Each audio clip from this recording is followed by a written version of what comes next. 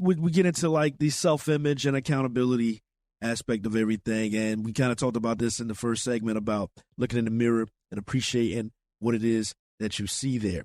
And I think that people have a difficult time keeping themselves accountable without hating themselves, if that makes any sense. Like basically saying that you know that you can be better, but instead of beating yourself up about it, you start doing things.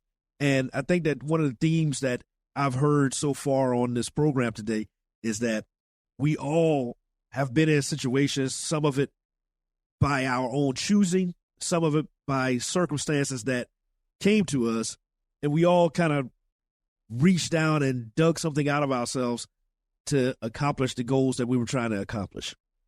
And I don't think that, like, while we are built in a way where we can handle and do that, I think a lot of people have a lot of difficulties with that because of the people that I talk to and hear from. They really beat themselves up about how things haven't gone the way that they really wanted it to go. Is that accountability or is that something else? It sounds like their man just hate themselves. But I think, I think you have to give yourself accountability without doing that. You know what I'm saying? Like, I don't know. I guess go ahead. I think you said something important in the sense that how we were built. And there would be no us without the communities that we grew up in and the people that molded us in the beginning.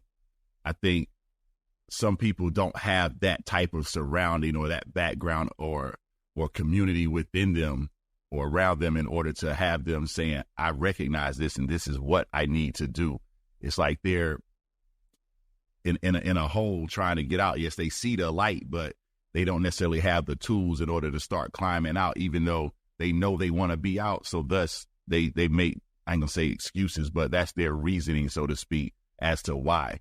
And it's not necessarily them saying, I don't want to, or they're not capable of having the tools or that community that taught them how to rise when you're down, how to get out of that hole when you're down and do things. And I think when you said that, it kind of resonated like, yo, we were built to handle this, bro.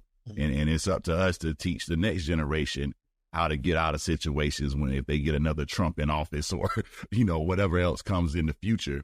It's up to us to mold our kids and younger cousins and family to be that tight-knit community to help those when they get in situations like this. Pushplaypods.com